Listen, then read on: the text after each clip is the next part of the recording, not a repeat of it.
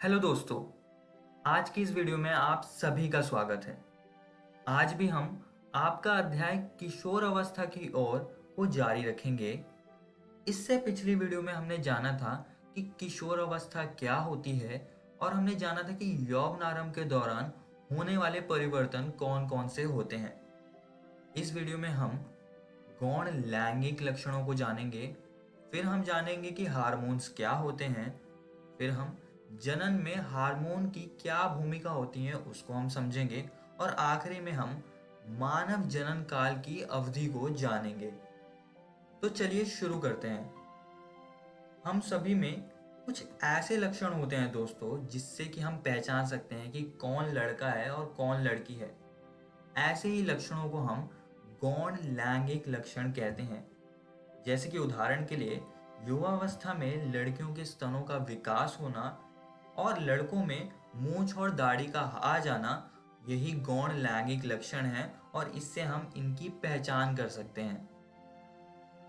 आइए दोस्तों अब जान लेते हैं कि हार्मोन्स क्या होते हैं। हार्मोन एक रासायनिक पदार्थ है। यह अंतःस्रावी ग्रंथियों द्वारा स्रावित होता है। किशोर अवस्था में होने वाले सारे के सारे जो भी परिवर्तन होते हैं वो हार्मोन्स की वजह से होते हैं। आइए दोस्तों अब जानते हैं कि हार्मोन्स की खोज कैसे हुई थी। तो सर्वप्रथम हार्मोन का पता स्टारलिंग और बेसिल ने 1902 में लगाया था और इसकी अवधारणा को 1905 में स्पष्ट किया गया। अब दोस्तों जैसे ही यौवन अवस्था शुरू होती है उसी के साथ साथ लड़कों के वृषण द्वारा पुरुष हार्मोन टेस्टोस्टेरोन का स्रवण भी प्रारंभ हो जाता है और स्त्रियों में जो हार्मोन होता है वो होता है एस्ट्रोजन। इसका भी स्रवण अंडाशय द्वारा शुरू हो जाता है। और दोस्तों इन हार्मोन का उत्पादन का नियंत्रण पीयूष ग्रंथि, जिसे हम अंग्रेजी में पिट्यूटरी ग्लैंड कहते हैं, इसके द्वारा होता है। पीयूष ग्रंथि से अनेक प्रकार के हार्मोन स्रावित होते हैं। उनमें से एक हार्मोन है जो कि वृषण में शुक्राणु एवं अंडाशय में अंडाणु के परिपक्व होने को नियंत्रित करता है। और दोस्तों ग्रंथियों से निकलने वाले यह हार्मोन रुधिर प्रवाह में स्रावित किए जाते हैं तथा शरीर के विभिन्न भागों तक पहुंचते हैं। हार्मोन यौवनावस्था के समय शरीर में होने वाले परिवर्तनों को भी उद्दीपित करता है। आइए दोस्तों अब आगे बढ़ते हैं और मानव जनन काल की अवधि को समझ लेते हैं। लड़कियों में यौवनारंभ के दौरान अंडाणु परिपक्व होने लगते हैं। 28 से 30 दिनों के अंतराल पर एक अंडाणु किसी एक अंडाशय से निर्मोचित होता है। इस अवधि में अंडाशय की दीवार मोटी हो जाती है और जब अंडाणु अंडाशय से निकलता है वो शुक्राणु से संगलित होकर युग्मनज का निर्माण करता है, जिस प्रक्रिया को हम निषेचन कहते हैं। और इसके फलस्वरूप गर्भधारण होता है।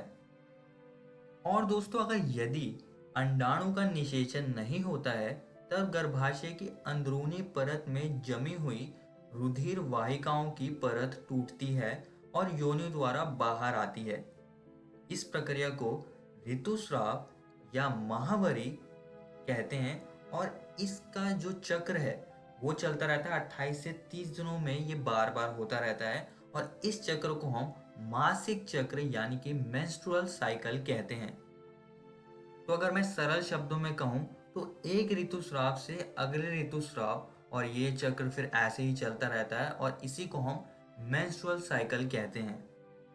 दोस्तों पहला ऋतुस्राव यौवनारंभ में होता है जिसे कि हम दोस्तों पहला ऋतुस्राव यौवनारंभ में होता है जिसे कि रजोदर्शन यानी कि मेनार्क कहते हैं।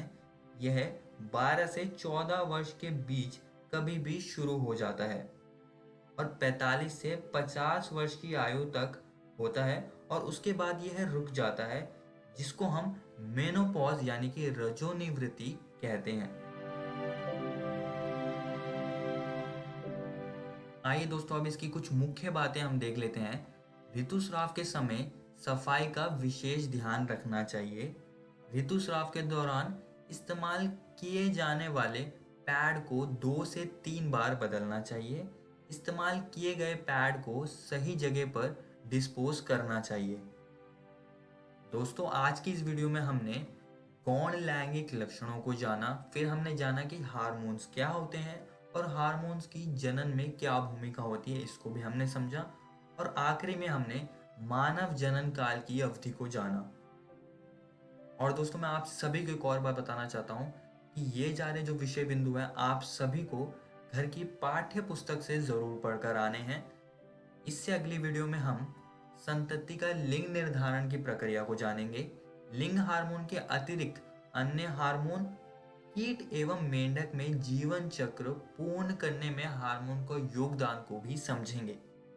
धन्यवाद।